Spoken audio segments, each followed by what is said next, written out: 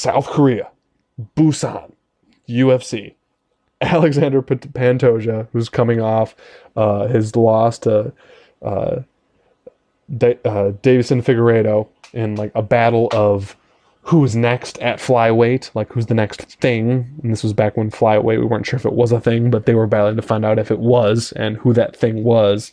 And Alexander Pantoja lost, but he's a super slick grappler. He was on that flyweight season of Tough, along with most of this generation's flyweights, honestly. He's a minus 220 favorite over Matt Schnell, who's plus 180. He's on a 4-fight win streak, which does sound great. That's after his first 2 UFC fights being losses. If you remember, his claim to fame, his 2 claim to fames were he was on that MTV show Caged, that weird reality TV show following Louisiana fighters from Dustin Poirier's neck of the woods, and he was one of the last fighters sponsored by Tito Ortiz's Punishment Athletics. So, random news and notes. I actually really like Matt Schnell in general. I think he is making major leaps and bounds. This plus 180 is super tempting. Pantoja is just a little bit too slick on the ground, and I think he might catch Schnell's neck at some point in the fight. Schnell might even be up at that point. I don't know. I'm still not turned off on Pantoja enough to bet against him, even though my initial lean was Schnell. Mike, how do you feel about this flyweight fight? This is definitely going to be a great fight. These guys are both super scrambly, and their jiu-jitsu is really good. So I'm having a tough time picking between the two. Pantoja has the better jiu-jitsu, so I tend to want to side with him. But Matt Schnell, as an American, he's got great jiu-jitsu too, and he's pretty ferocious. So, man, it's so tough. Since it's that tough, I would have to go with Dogger Pass, and Matt Schnell for that money is pretty ripe. So I would go with Matt Schnell.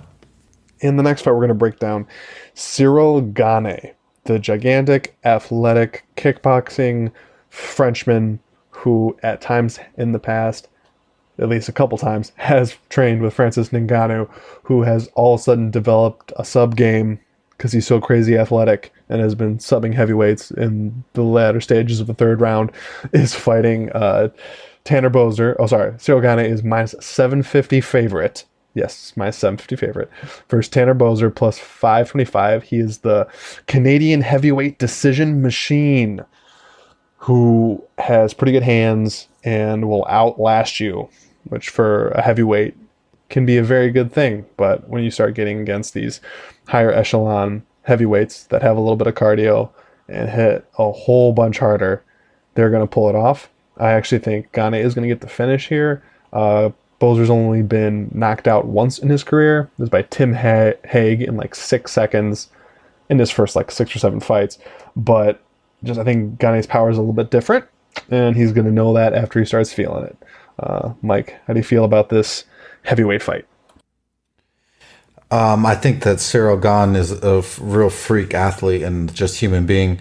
I wouldn't want to get hit by him, not anywhere at any time. So I would go with Gane by devastation by one of his right hands. I think he has like a 8-inch reach advantage over the other guy. So I would just go with Gane to make a name for himself. Okay. Kyung Ho Kang is currently 5-2 in the UFC. He's basically that fighter that every time they're remotely in the area, he's on the fight card. He is a former Road FC champion. If I wrote that down right, his nickname is Mr. Perfect. It's just a wonderful nickname. He's minus 250 favorite over Lu Pingwan, plus 210. He's 2-1 in the UFC. He was in one of that initial crop, well, not initial crop pullovers, but the most recent crop pullover of Chinese fighters into the UFC as they try to expand into their early heavy lean for me on Kyung Ho Kang, just because I have more experience watching him. I know that he is UFC caliber.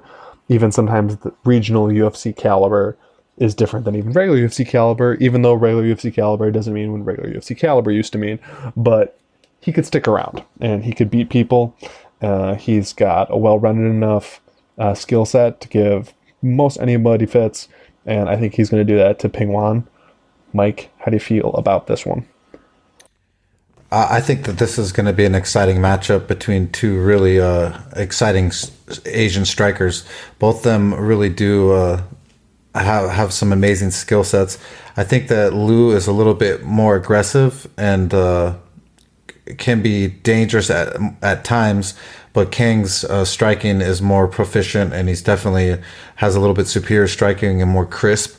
So I would go with Kang on this one, and I think that he definitely is. They're just gonna make a name for him over there in Korea. Why not? While you're there, they call him Mr. Perfect, so why not just keep him going over there and keep him hungry? In the next fight, Jun Young Park is plus 105 underdog. He has one UFC fight, and it was a loss to Anthony Hernandez. Sorry, I knew I wrote that down wrong. I had a different Hernandez written down, but he lost to the fluffy one. He's the underdog against Marc-Andre Baralt, Canadian. If you notice my terrible French pronunciation in that name, he is 0-2 in the UFC, but those are against the likes of Andrew Sanchez and Krzysztof Jatko. So he has better losses. I mean, they're still losses, but they're to like more names.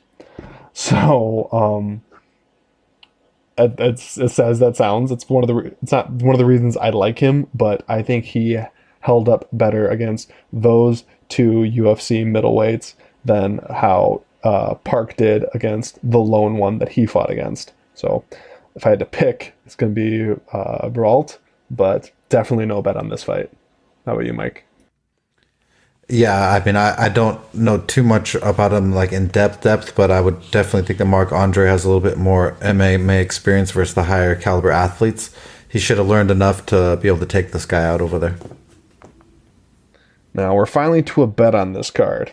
I know you probably all assumed it was only going to be one and super high on the card because, well, frankly, that's the guys with the most UFC fights and the guys we have most knowledge about. But you know what?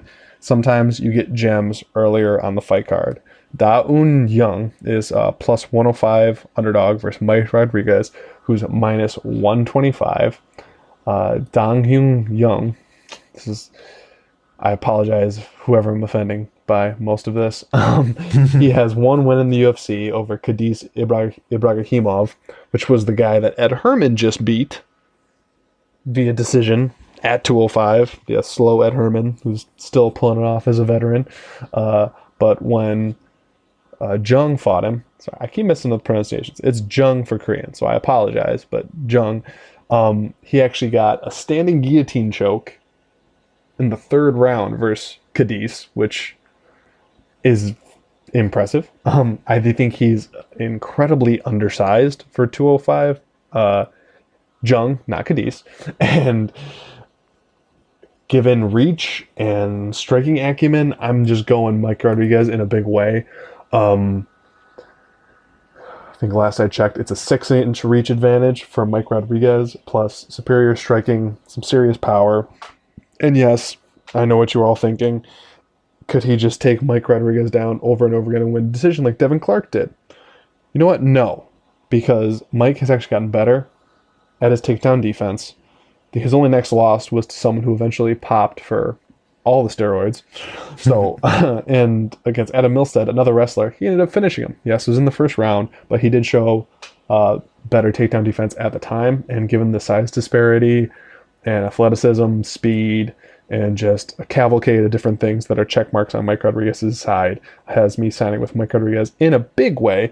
He is currently minus 125. We have a bet on him to win 2 units. So that's Mike Rodriguez at minus 125 to win 2 units. Mike, how are you feeling about this fight? Are you as jazzed about Mike Rodriguez as I am? Yeah, I like Mike Rodriguez a lot. I think that his length and his clinch and knees are super devastating. I think that Jung he wants to strike too, and so he's going to want to come forward, and he should come right up against Rodriguez and into the clinch and be able to eat some vicious knee or some kind of elbow.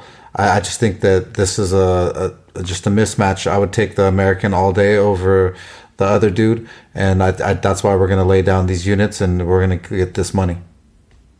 All right, didn't unmute for a reason. In the next fight, Charles Air Jordan. Do you see what he did there? I don't know. I kind of enjoy it. Those are the dad jokes in me that I love the wordplay. He is plus 245 underdog versus Ho Choi, who's minus 290. Yes, that Ho Choi, who is finally back from his mandatory Korean military service. The person that looks like a K-pop star but will beat you to a slow burning death is finally back. The Korean Superboy. We have all missed him. On the Jordan side, he's coming off a loss to Des Green. Yes, that Des Green, who's probably going to be going away for a long, long time after a devastating car accident and multiple fights later. Sorry, that's a side point. That was his UFC debut.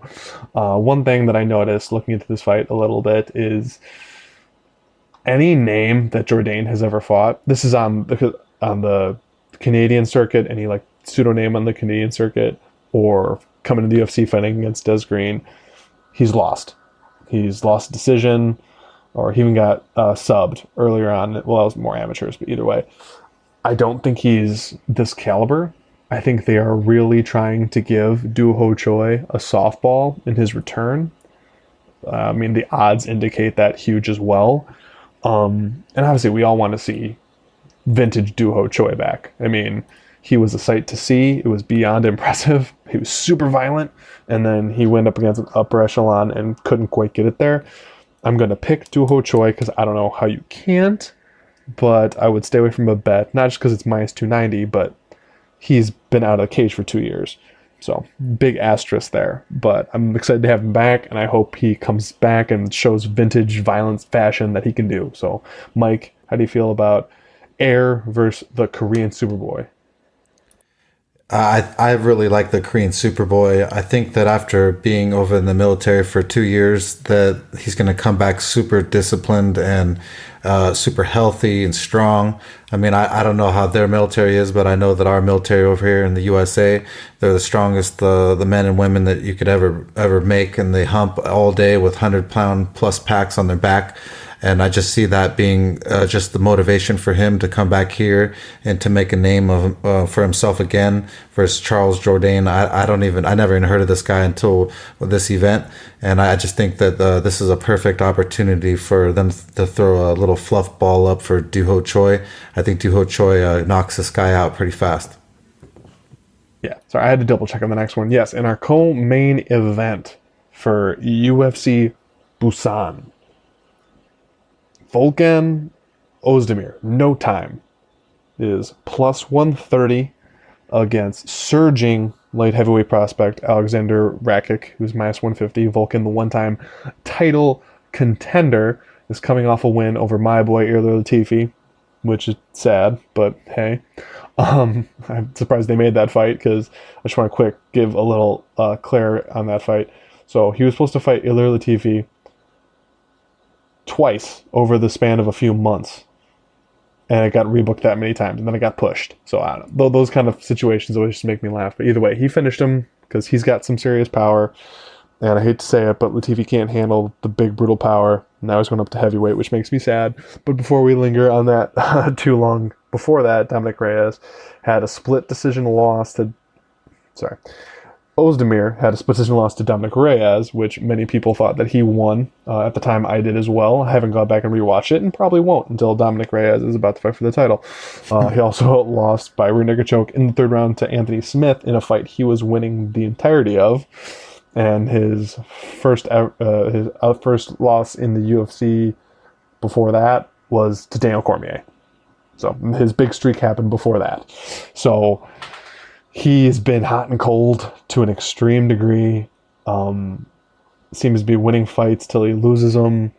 Really, the only one that he was actually dominated was against Daniel Cormier. And now he's fighting against Alexander Rakic. Now, Alexander Rakic is one of the few 205ers that people have been super high on recently. Johnny Walker has since faltered. Dominic Reyes is fighting for the title. And here we have Alexander Rakic. Now, Alexander Rakic is 4-0 in the UFC. Sorry, excuse me. The last two coming by first round finish. One over Jimmy Manoa, which has got people talking. even though Jimmy Manuwa is not what Jimmy Manuwa once was. Sorry, tongue tied. Not too many big names on it besides that. I mean, he beat Devin Clark. We talked about Devin Clark a little bit earlier on, being a decent wrestler. People want Alexander Rakic to be a thing. Mike, do you think Alexander Rakic is a thing? I think so. Just because his diverse striking, he throws really, really good kicks. And anytime you got someone throws hands and kicks versus someone, I don't even know if No Time can throw a kick, or I don't really know about a high kick, but I could be wrong. But I think that Racek is the real deal. I think that he's younger. He's got the higher ceiling. I really believe he's the man, and he's gonna come in here and show No Time it's his time. Yeah, I don't know where I sit on this fight because I've perpetually got Ozdemir fights wrong. Like, going back to when he beat OSP, I've been getting Ozdemir fights wrong. He's one of the fighters that's on my list of I don't bet because I don't see them clearly. So that's Mike's take on it. It's a fantastic take. I'm not going to say anything on it because I don't want to jinx any of you people with my horrible Ozdemir takes. The best Ozdemir take I ever have is whenever he fights, I usually post a GIF or a picture of Ivan Ooze from the Mighty Morphin Power Ranger movie that came out in the 90s. That's my closest thing I do to help you guys out, but that's not much helpful for this fight. So moving on to the main event. Chan Sung Jung, the Korean zombie, is fighting in South Korea in the last UFC event of the year. He is currently a minus 180 favorite against Frankie the Answer Edgar at plus 158. Frankie Edgar was about to drop the bantamweight, which is a move that many of in his camp and many other people wanted him to do probably 3 years ago. About 2 years after he dropped down to 45, which happened about 3 years after people wanted him to drop to featherweight. So he has delayed the dropping when it's gotten brought up of all the weight classes, mainly because when he was first in the UFC, they weren't there. And then when they came, he was doing too well. I'm sorry. I always just do the what if game in UFC stuff for if certain things would have happened. And man, if Edgar would have dropped to his natural weight of either 45 or 50, like professionally, like 35 in his prime, I would have loved to see prime Frankie Edgar at 35 versus prime Dominic Cruz at 35, because they're for Edgar's a little bit older, but they would have been like within like 2 years of each other at that weight. That was just one of those fantasy matchups I never got to see. But only about a month before Edgar is supposed to fight Sandhagen, who you've always been high on. I'm a little bit later coming to it, but now I'm equally as high on at bantamweight. He's stepping in short notice, now back up to 45, although it's not really a jump up because he was probably just in the midst of dieting to 135, so there won't be any weight cutting. It'll just be the dieting he was doing for the most part. Steps in for Ortega, who's injured and out for another undisclosed amount of time, and against Korean Zombie.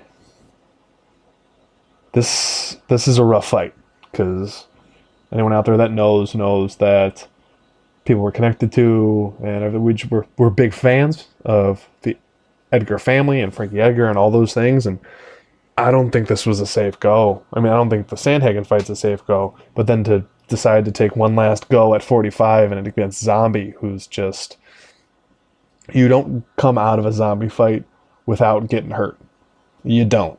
So Frankie Edgar's going to get hurt, and he's coming off the Holloway fight, where he got hit a whole bunch, and I don't know. I just do not see it ending well for Frankie Edgar. Very high on the Korean Zombie right here. He does have holes in his game. Most all fighters do, but the holes that he has are not things that Frankie can get him on. Frankie is not the circle out, make him pay. He's not the stifle him against the cage, stop his volume, clinch fight, a lot of body shots. He can do those things, but like not to like someone like Korean Zombie. Like just the framing, the strengths, they don't match up that way. So big on Korean Zombie here, and before I ramble for too long, I'm gonna throw it to Mike because Mike has some things to say. Yeah, I'm a bit high on the Korean Zombie here. I love Frankie Edgar, man, and his family, and no disrespect, but I just think that the Korean Zombie is just younger, bigger, longer, stronger. I mean, the only thing that Frankie has is really good wrestling, so he better implement that thing for 5 rounds, and that better it just he better not get hit too many times, man, because Korean Zombie has some really good submissions. He's got great knockout ability. I mean, the only reason he got knocked out last second from Yair is because Yair's so crazy and throws, some random spinning up elbow. So I just think that this is a bad spot for Frankie. I'm going to put 1.9 units down on the Korean Zombie to do his thing over there in Korea and to show those fans what the Korean Zombie can do.